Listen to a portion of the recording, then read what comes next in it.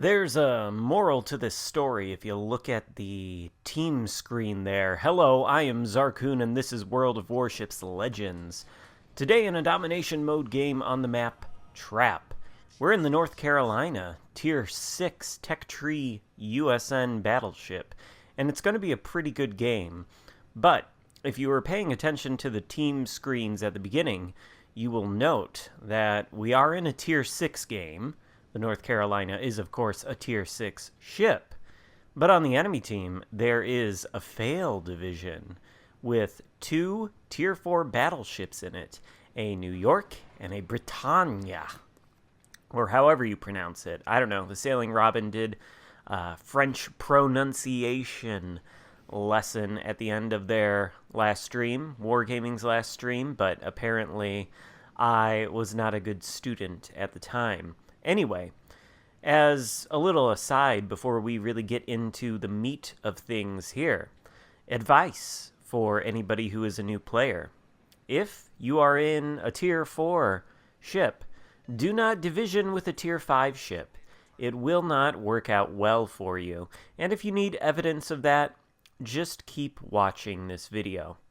Anyway, on the North Carolina, I am running the William Sims build that I showcased on the Florida in the video entitled Clandestine Florida Man Wins Naval Battle.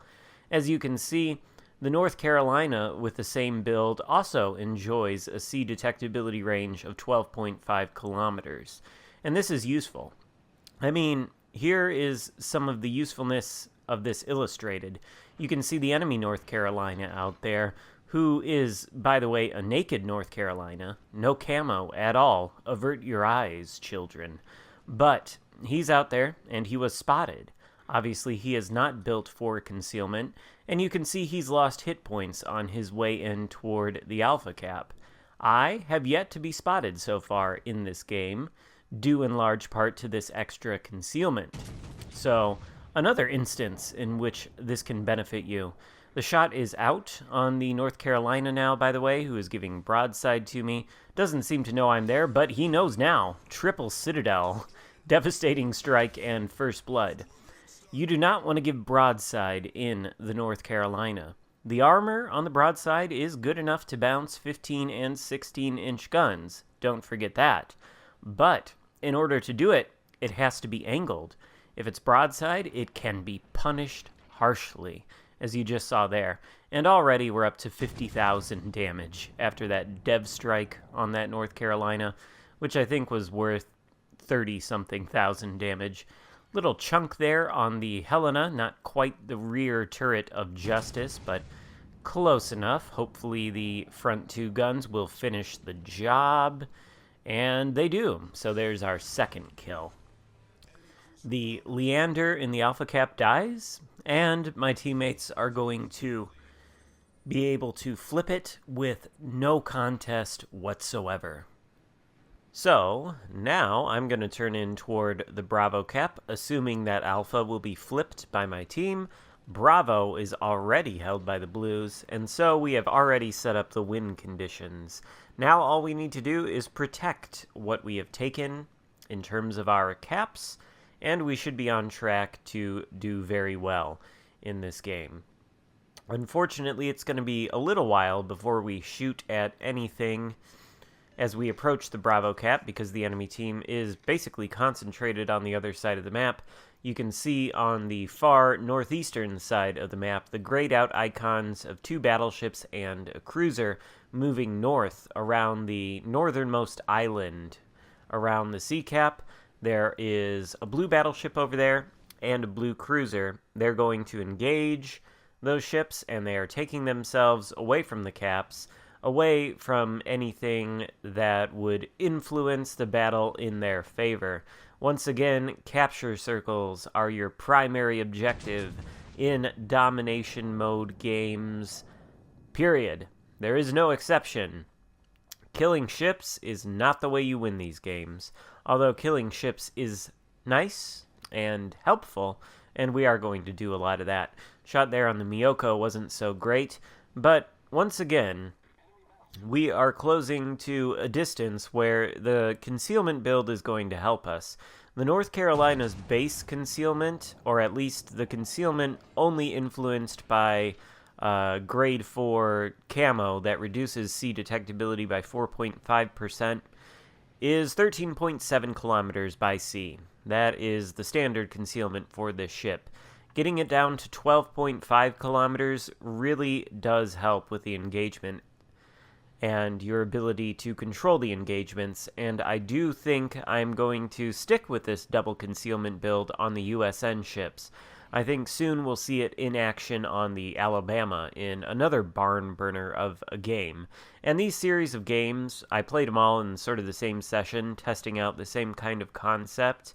And even if they don't necessarily show instances in which the concealment is useful, they should at least demonstrate by the vitality of their results. I don't know if that's the right way to phrase it. They're very good results, let's just say. Those results should demonstrate that I'm not really trading away anything in order to do this build. I'm still able to be very successful. Unlike this New York, who has failed divisioned into a Tier 6 game and just been citadeled by a Tier 6 battleship. Now, the New York is not somebody I need to worry about at all. I'm very content to push in toward him. The armor on the North Carolina, while it is iffy versus battleships with 15 and 16-inch guns, versus something with 14-inch guns like the New York, I have carte blanche, or whatever you say, to do with the New York as I please. In fact, I don't really even need to pay that much attention to him right now.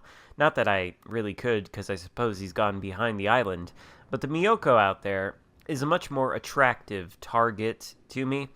He is somebody that I can kill probably just as easily as the New York, given he is a cruiser. And he's one of only 2 cruisers left on the enemy team, so I would like to do my job and remove him from the board. The shot is out as the Miyoko begins a turn. I believe I accounted for that turn, and yes, 3rd kill of the game, high caliber medal, and 111,000 damage. Now, there is the New York out there. I swore there was a Britannia in this game. Maybe I am incorrect. Anyway, beached ourselves on the island, so we're going to have to reverse out of that and then go around the island to engage these remaining 3 battleships. And there's a cruiser somewhere in the mix, but he is, as of right now, unaccounted for. Maybe that 3rd battleship out in the distance, whose name we were not able yet to see, is the Britannia. By the way, a great quality of life update that they could add to this game, at least put the names of the ships on the minimap, or if not the full names, some sort of acronym that indicates what the name of the ship is. It'd be very useful to see the names of the ship on the minimap rather than having to look at the ship on the screen. We're robbed there, by the way, of a kill on the New York. RNG was just not with us. Nevertheless, he is not going to be sitting on the surface of the sea for much longer. He is doing a number to that New Mexico over there, though, so good for him. But we have to pause for a moment because there is the New Orleans, who is the last remaining cruiser, and if you know anything about the New Orleans, you know it doesn't stand up particularly well to battleship firepower. Plus, he's got my broadside. I have his broadside, though, and he is dead. There's the 4th kill of the game, and it's only the Britannia left. So I was correct. There is a Britannia in this game. And right here, I think we are going to drop spot for a moment. Yes, we are outspotting the Britannia. So, you know, another instance in which concealment is beneficial. In this case, maybe I'm on low health, you know? Maybe I need extra time to get a few more hit points with my repair party. And if I can go dark and disengage easier, then that buys me the time I need to repair any damage that's been done. That's just a hypothetical example, of course. Obviously, I'm at nearly full health and haven't really taken any damage in this game because the enemy team hasn't, frankly, put up that much of a fight. And I don't really like to show battles like this that are such clean sweeps on the part of the blue team. I don't think they're as interesting as battles that are harder fought, but when you get a Kraken like this, I think you take what you can get. There's the Kraken on the Britannia. The game is finished with our victory, and that's a look at the North Carolina performing at peak performance under the double concealment accuracy build that I've made with William Sims.